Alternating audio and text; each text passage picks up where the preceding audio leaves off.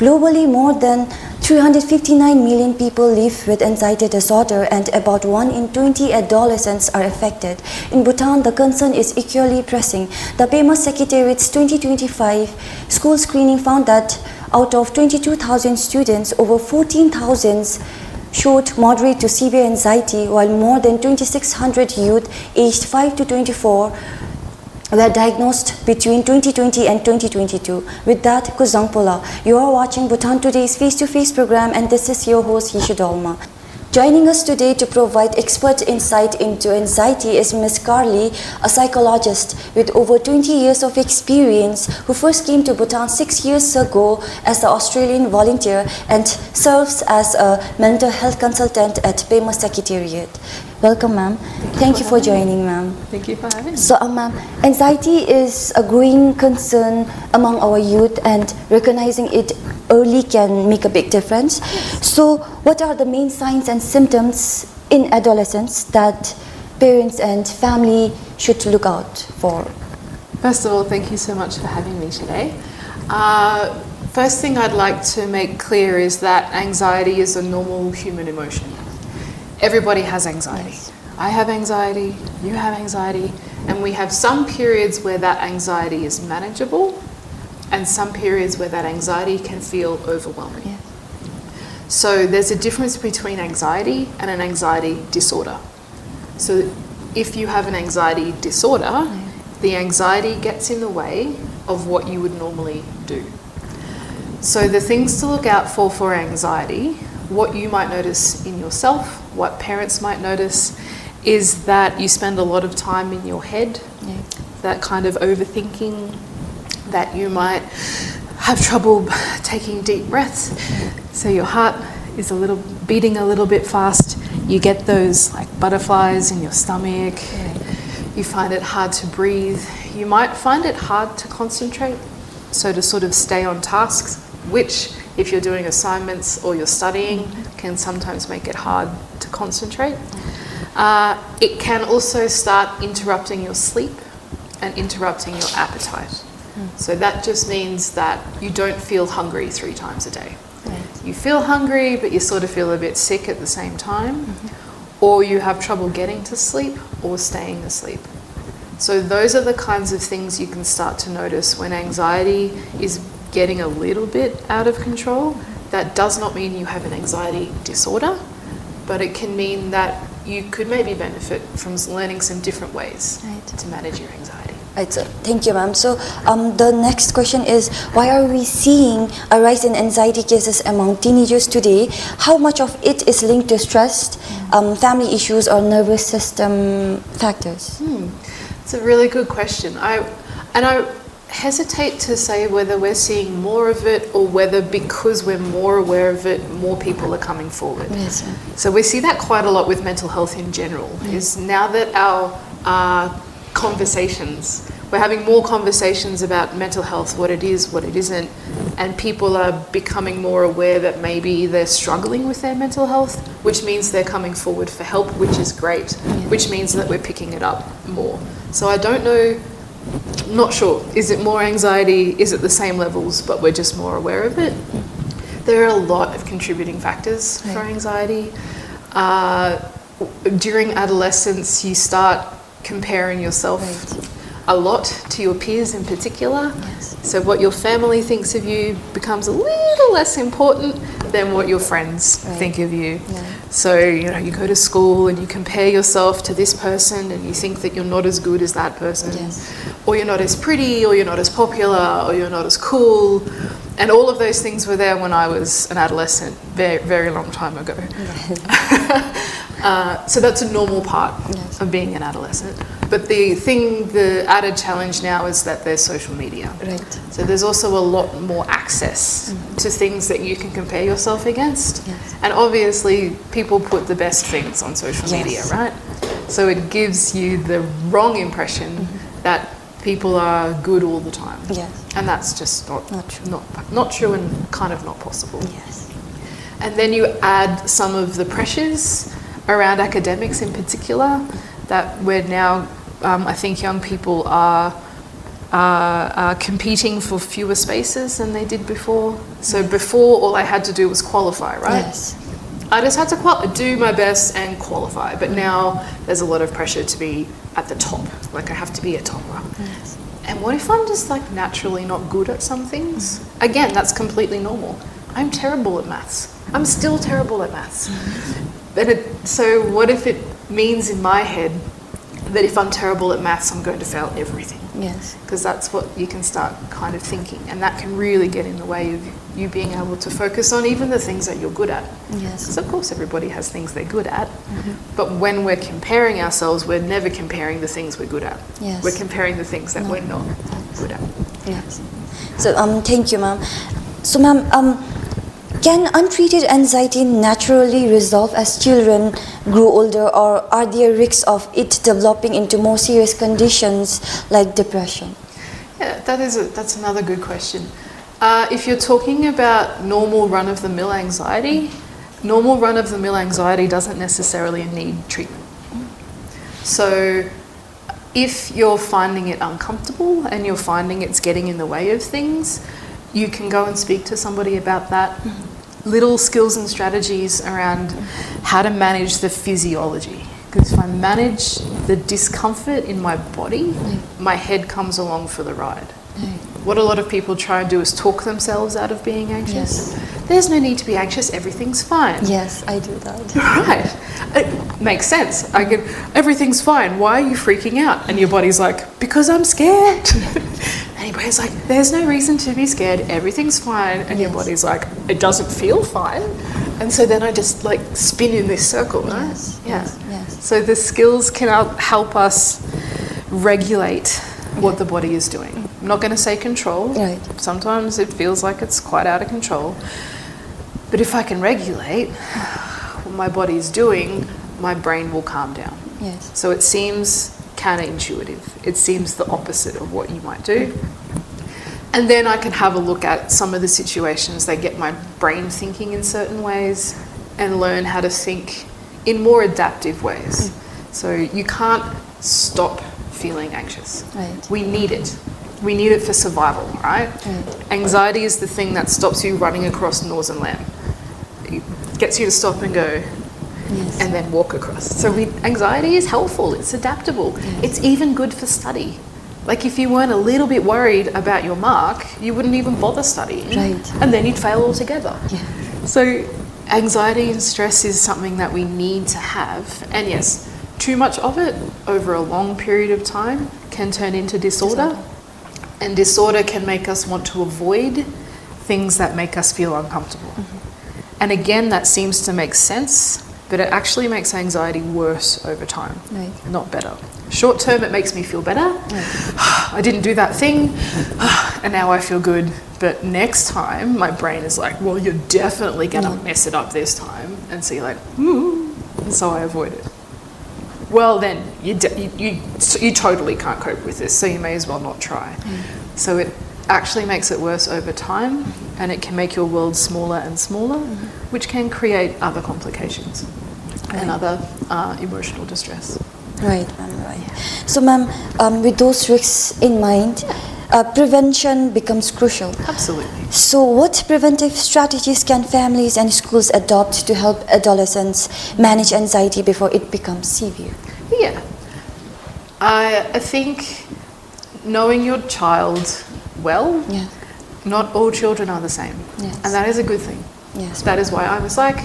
And you're a journalist. I would be terrible at your job. And that's okay. That's a strength that you have that I don't have. So how can we recognize and build the natural strengths that every child has? So then what happens is it teaches the child that they are more than their achievement or their mark or their exam results. Because it's yes, we help you to do the best that you can, but if you fail, whatever that looks like, because remember the definition of failure and success changes over time. What was a success for my grandmother is not a success for me, and is not a success for my nieces and nephews, because societies change, and that's okay. So teaching the child that they are more than whatever mark that they have at school, that they have natural strengths, natural things that they're good at, and how do we bolster those things and use them to manage some of your stress and de-stress? Because at least if you're not so good at school, I'm really good at football. Yes. Other things. And other things that I enjoy that give me a sense of pleasure, but also a sense of achievement. Yes. Like, yeah, can I draw this thing really well? I'm still a terrible drawer. But my brother was a really good drawer. So it's like, that was great for him to be able to do. Right. Setting yourself some routine. Routine makes life feel more predictable. So we know, we'd like to think that we're in control of life. We're not really, but our brain likes predictability. Right. Our brain likes to know that I'm going to get fed at this time, that bedtime is at this time, that this is my stress management time. So predictability decreases stress, decreases feelings of anxiety. So what I mean by that is, can I go to bed and wake up at roughly the same time? Can I make sure I'm getting enough sleep? Because sleep is the way that the body rests, but it's also the way that the mind rests. So if I want to be able to take in new information, sleep is the best way to do it. You know yourself. You don't get good sleep, the next day you're like, Very grumpy. yeah, and you're grumpy, and someone asks you a question, you're like, what? Shut up. Because sleep is really helpful for our brain.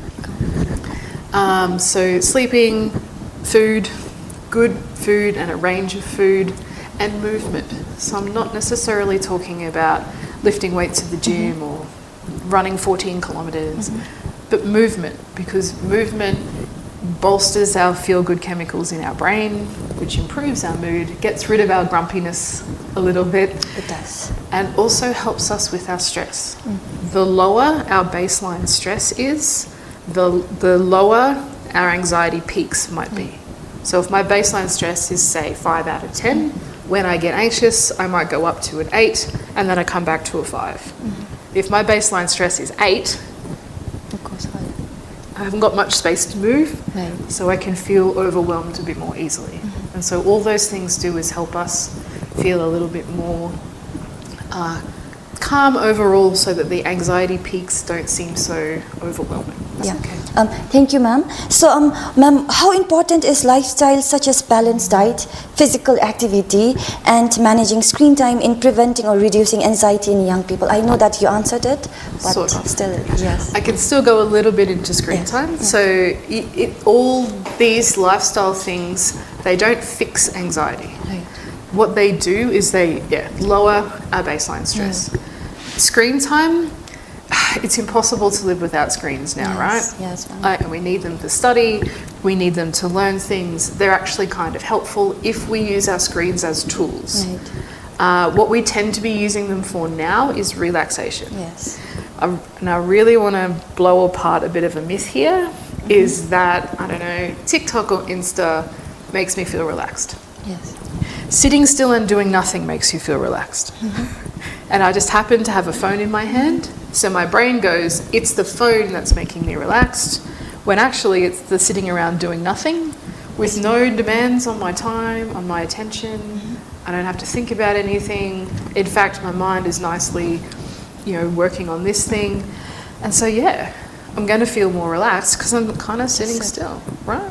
Yeah. If you meditate, you sit still, you feel more relaxed. Like, if you're watching a movie, you sit still, you feel more relaxed. So it's not necessarily the social media or the screen that's making you relaxed. It's the amount of time you're spending.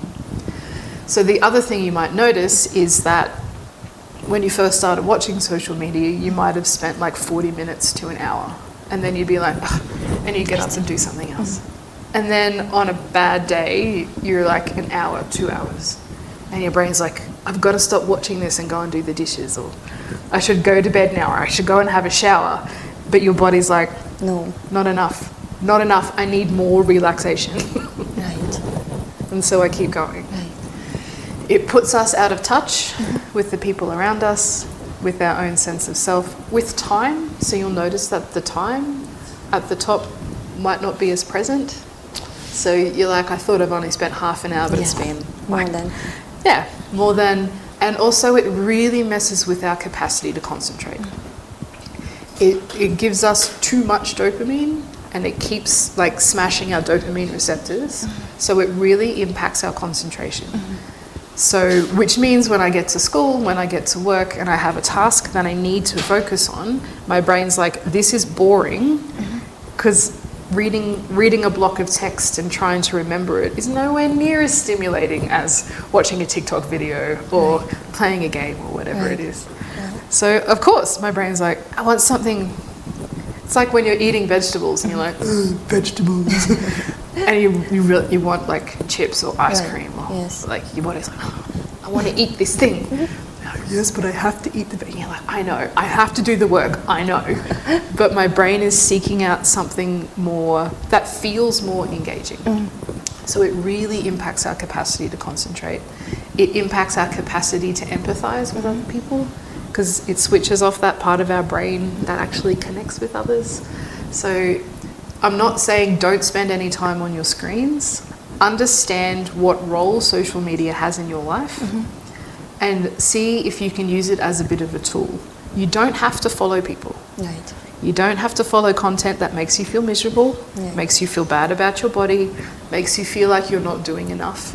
You know, you can unfollow those accounts and nothing bad will happen. Yes. You can fill your social media feed with, I don't know, recipes or cat videos or gardening or Dogs. Or whatever it is. Yeah, that immediately when you said dogs, your face like lit up.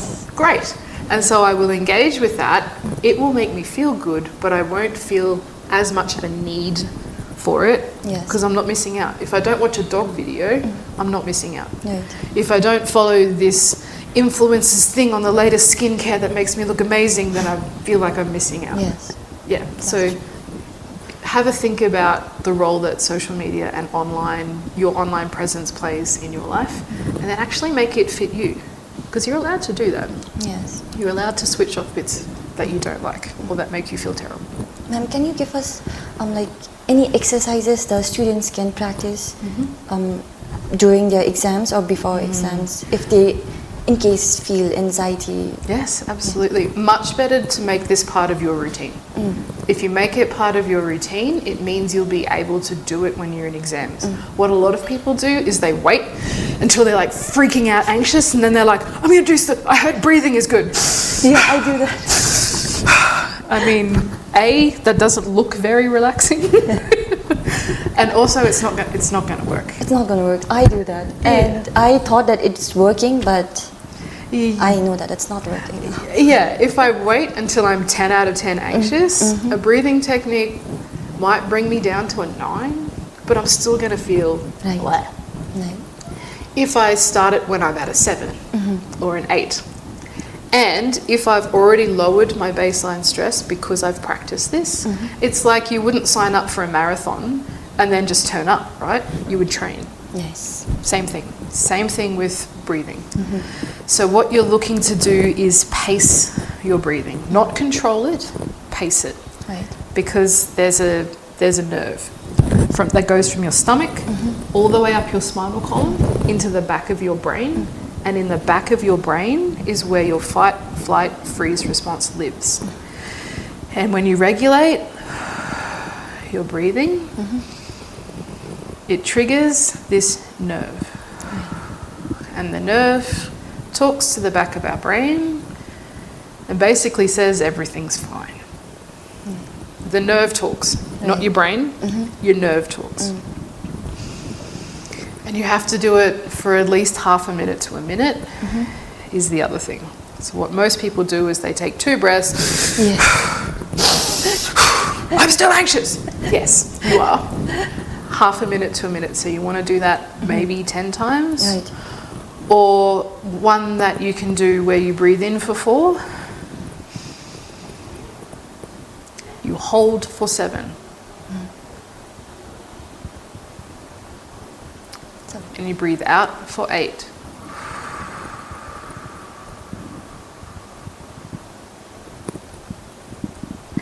And then you do it again. So you've got to do it 7 or 8 times. Yeah. But for this one, because it takes a bit longer, maybe 4 or 5 times. Okay. If you just want to breathe in for 4 and out for 4, and you count on your fingers, so your brain is thinking about your fingers and not about this. And you can do it under the desk, so you can like tap it on your leg. Right, right. Nobody can tell when you're breathing. Right. Nobody can tell that that's what you're doing. It will calm your body down. Right. If your body is calm, your mind can be a little bit more focused, and you can be a bit more realistic. I'm probably not going to fail this exam, but it's going to be hard. I'm probably not going to fail maths. I nearly did, but it's going to be hard. Right. But I can do it even though it's hard. So if I can help my body learn how to relax before I need it, it makes it much easier once I'm in the exam. Right. Teachers, it would be helpful to put this in before you even hand out the exam papers. Right. Everybody, and try not to do the mindfulness thing. We're just going to be mindful for a minute. All the students are going to do is go, oh, I'm going to forget this. I'm not going to be able to do this. Help them access their body, calm their body down, helps with the brain. Right. If you can do a brain dump in the first 30 seconds, before you even look at your exam paper, write down all the things that you're terrified you're going to forget. E equals MC squared, I don't know, this, maths, the capital of France is, get it out of your head. And then I can look at my paper and I'm like, haha, I have that answer already. Ooh, I need more time on this. Like, yeah, you can make a bit of a plan. Yeah, It can work. So we talked about preventive measures. Yes. So now let's talk about treatments. Yes. Like when should a patient or caregiver consider seeking professional medical or counseling support for a child with anxiety? Yes. I think what you said before about prevention. So if you're finding your anxiety is starting to get in the way, please don't wait until you're at disorder level and you can't leave the house, because it will be a lot harder to come back from that than it is if you're struggling presenting in front of the class. Everybody does, by the way. And the people who appear like they're not, they're just a bit better at they're a bit better at masking their symptoms. Yeah. Everybody gets anxious about that. Everybody wonders what everybody else is going to think.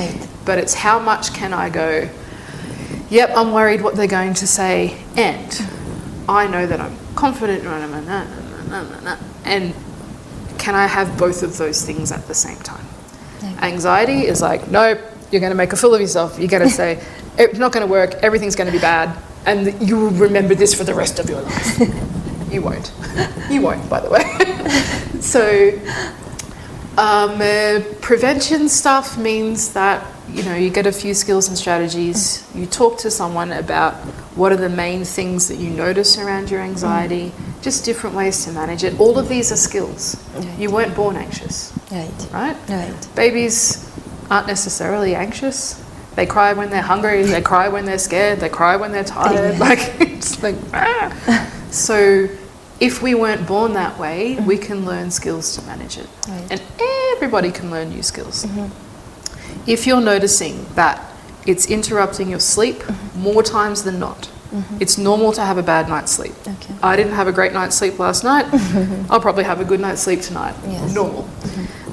If it means that you're not eating because you feel sick, or you're not eating all day, and then you get home and you're like, and you eat all the things. If you are avoiding tasks because of your anxiety. So normal anxiety is to feel it and then do it anyway. Feeling anxious about doing an interview and doing it anyway. Normal anxiety. If I called in sick today and said, oh, I can't do the interview because I'm sick, then it's starting to get in the way. If, as a parent, you know that your child tends to be a bit more anxious than other children, again, that's kind of normal. Everybody's got different temperaments around that. Then they're more likely to have some of those ruminating thoughts around not being able to do things, not being able to achieve, not being smart enough or pretty, whatever it is. And if you know that and you notice they're saying things like, I'm not good enough, I'm going to fail, they're overstudying, So they're spending like 12 hours staring at their book, being like, and then you're like, it's time to go to bed now. They're like, but I don't know enough and I'm going to fail. Right. Yeah. Again, it's just, there's nothing wrong with you per se, and I could be managing this a little bit differently. And that's all. It doesn't mean that you're crazy. It doesn't mean that we're going to diagnose you. And also, can I just say that having a diagnosis of anxiety disorder doesn't mean that you'll always have anxiety disorder. Right. All we do with diagnosis for mental health problems is that helps us understand what the treatment is, Right. what the evidence-based treatment is. Right. For anxiety, it's cognitive behaviour therapy, Right. where we teach a little bit about how to manage our emotions, and we teach about how to challenge some of the anxious thoughts that we're having. How realistic is that you're going to fail this exam? There's still possibility. No one ever walks into an exam 100% certain that they're going to pass. Right. But what's the actual probability, given the evidence, like given all the work that I've put in, my past experiences with exams, like realistically, if I had to lay a bet on it, what is the bet that I will lose and I will fail? Because it might just be 5%. Right. It's still 5%. It's still there, but it's nowhere near as I'm totally going to fail. It's 100% certain that I'm going to fail. Right. Well, if it's not 100% certain I'm going to pass, it's probably not 100% certain I'm going to fail. Right. Right. So cognitive behaviour therapy helps us weigh up the evidence for our thoughts. So, ma'am, what are the most effective treatment options currently available for the adolescents with anxiety, and how can follow-up care improve outcomes? Yeah, follow-up is really important. Yes. So there's been, in my experience here, people expect to go to counselling for like 1 or 2 sessions and magically be fixed. Yes. Yeah, it's not how it works. I'm not saying, it's not like in the movies where you have to go to therapy for the rest of your life and sit on a couch and be like, well, it all started when I was 7 years. You don't have to go back in time. What we try to do with counselling intervention is figure out where this pattern came from. Right. So like I said before, you weren't born like this. You learned it. You learned it through either your own misunderstanding of what you're feeling, through seeing other people be anxious and go, oh, I guess I have to do it that way, through things that did happen. Maybe you did fail an exam once. Right. Maybe you did get up in front of the class and you and the class laughed at you. Right.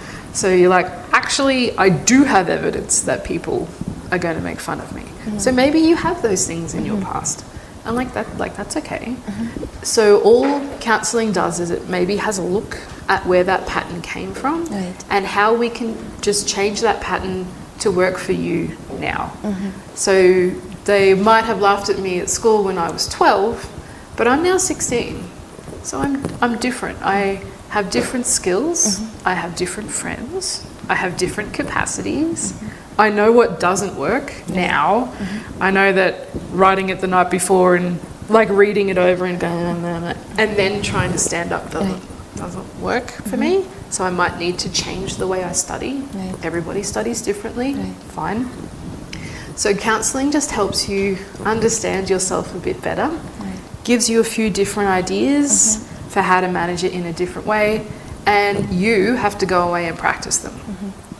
So it's really nice and simple when we're in a nice quiet room, there's no pressures, and it's just having a chat, and you're like, oh, my anxiety's gone. And then you go outside and you're like, nope, still here. Still there. So we ask our clients to practice the things that we teach.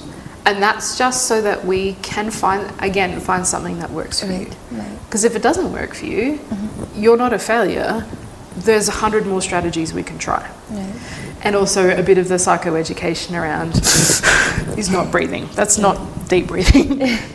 And honestly, I spend a lot of time teaching people just how to breathe. You know, something that we do all the time. Breathe in, breathe out, breathe in. I spend a lot of time teaching people how to take a deep breath, how to pace their breathing. So it's not a one-off thing. It's also maybe not a two-off thing, but it's also not a rest of your life thing. So Yeah, prevention is a bit easier. It doesn't mean you're crazy. Right. And it doesn't mean that there's something wrong with you forever. Right. Yeah. Right. Never thought that treatment is this wonderful. So, ma'am, and again, for the students, since they have school timing, is there any fixed consultation timing or you have free time?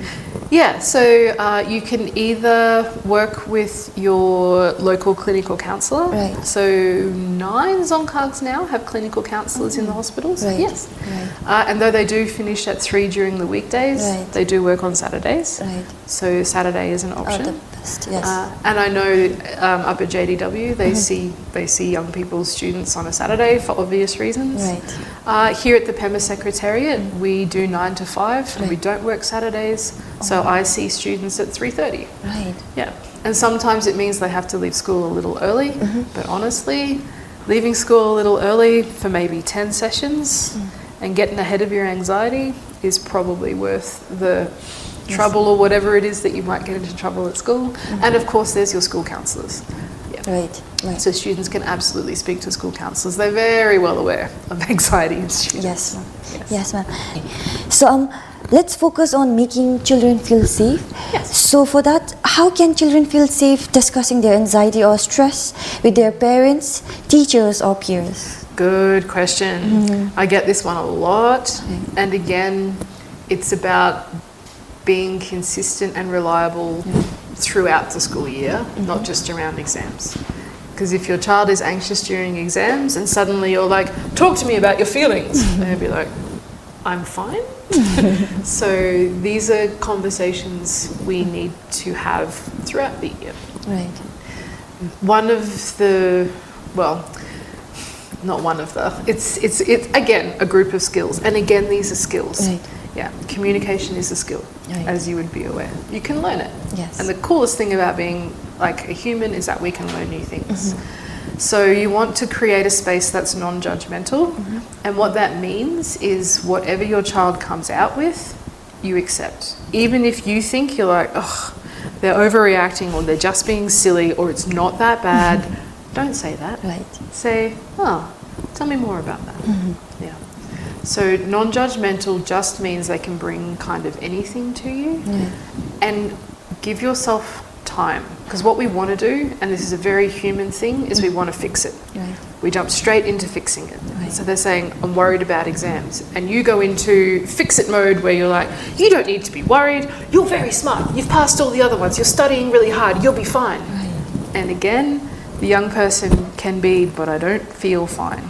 Right. I feel like the world is going to end. Right. But in your head, you're like, I don't want them to feel like this. It's a wonderful thing. It's a wonderful empathetic response to have. I don't want my child to feel like this. Fixing invalidates their experience. So if I jump straight to trying to problem solve it before they've had a chance to tell me all the bits and pieces that go along with that, it basically tells me what I'm feeling is not important. I just need to be fine. I'll pass. It'll be fine. Right. But as we kind of said before, when I feel uncomfortable, I can tell myself everything's fine, all I want. Right. But my body is like, nope, nope, it's not okay. Right. So non-judgmental, time, don't jump to fixing. Right. Validate what's happening for them. Sounds like you're really stressed right now. Right. Yeah, I am really stressed. Yeah. I remember going through that when I was in exams. It's a horrible time, right? Yep, awful. What exactly are you anxious about? What are the bits that are really making you worried? And try to understand what it is. And then see if you can co-generate something that will work. So you're worried about when you're studying the information's not going in, right? Maybe we need a different way to study. Can we work on that together? Yeah. So rather than you just need to study more, or you're not doing it right, or try it like I used to do it, or something. How can we do this together? Right. So the child feels heard, they feel supported, but they also feel like there's hope that and that we can do it together. So let's give this a go. I wonder what this might be a useful thing for ChatGPT. This might be useful. Right. What are the different ways to study? Which ones have you tried? And work through it together with them. So communication is the key. Communication is key. Right. Yeah. Right. So, what advice would you give to parents to support their children's mental health while respecting their privacy and autonomy? Yeah, So here's a little bit of psychology of like development, right? So under 12 years old, we really need our parents to guide us in what's right and what's wrong, what's dangerous, what's not dangerous, what can build empathy and compassion, and what sort of takes it away. So under 12 years old, we need to be quite like directive. Clear boundaries, clear consequences, and consistency around if you break that boundary, here is your consequence. Adolescence, and that's actually 12 to 24, because 24 is when the brain stops developing. Right. So during this time, it is normal for adolescents to want to do their own thing, to take risks, to do things that you might see as being a bit dumb. P.S. You were an adolescent once and you did dumb things when you were an adolescent. I certainly did. And I look back now and I go, oh God. But at the time, it seemed like it was cool and whatever. My peers become more important than my family. Right. I care much more about what my peers think than what I think, than what my family thinks. Right. So my family says, don't do that, it's bad. But my peers say, give this a go, it's fun. I'm more likely to go this way. This is normal. Right. This does not mean you have a bad child. This is a normal developmental stage, and this is where the challenge happens, right? Is parents do need to act protectively and give enough boundaries to make sure their kids are safe, but not so many boundaries that their child doesn't have the opportunity to make mistakes and learn that making a mistake is not the end of the world. It's just a mistake, and we learn from that, and helping them learn from that, and helping them co-create boundaries and consequences.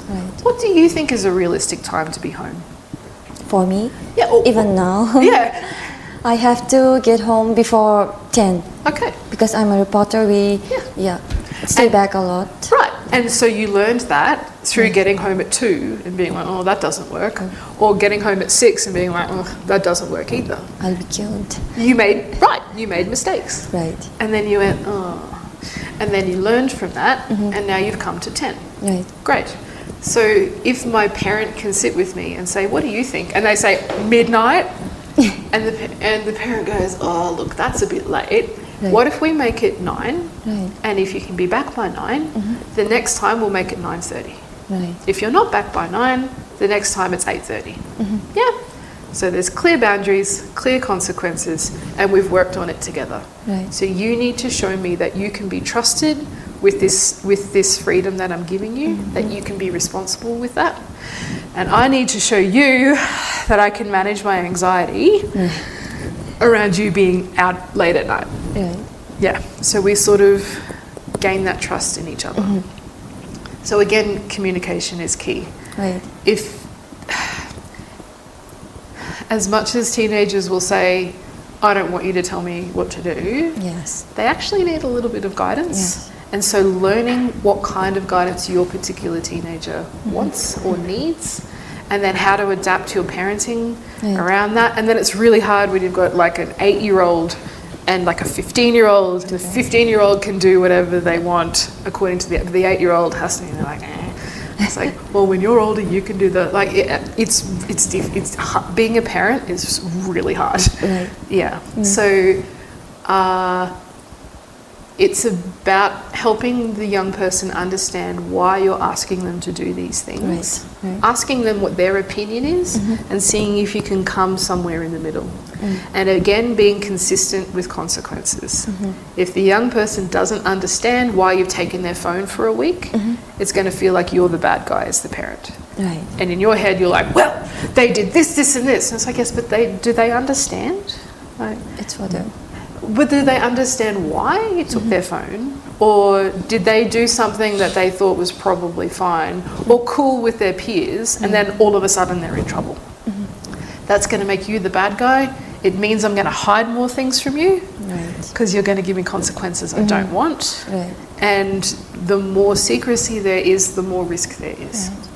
So if it can be a discussion so that when that happens, you're like, remember we had that discussion where I said if you were on your phone past 10 o'clock that I would be taking your phone at night. Well, you were on your phone last night, yeah? No, you were though. So I'm going to take your phone tonight as the consequence that we previously agreed to. And it's like, okay. And then the next night it's like, right, off by 10 please, otherwise it comes to bed with me. So, yeah, being consistent in that, and that the young person understands why they're getting the consequence they're getting. Right. Well explained, ma'am. I was lost in your... Right. So, ma'am, finally, what is your key message to the youth and general public about the importance of mental well-being and seeking help when needed? Yes.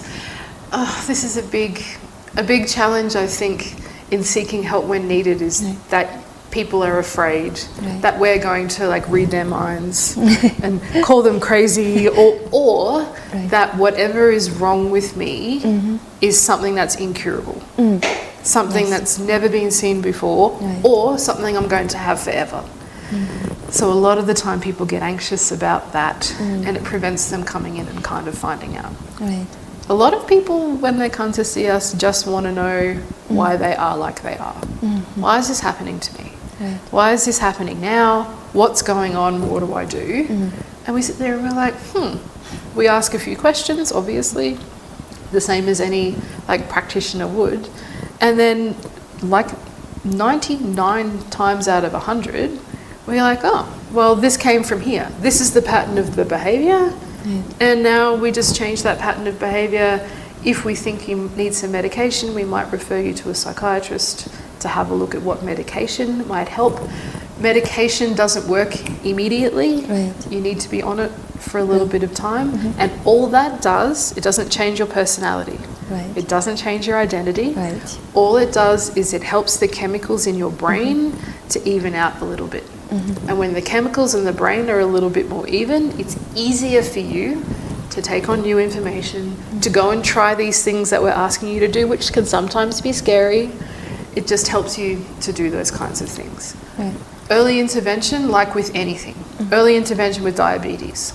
Early intervention with cancer. Just increases how effective the intervention will be, and it can even shorten the illness itself. So it's the same as physical illness. The sooner we get it, the sooner we can intervene, the better it will be.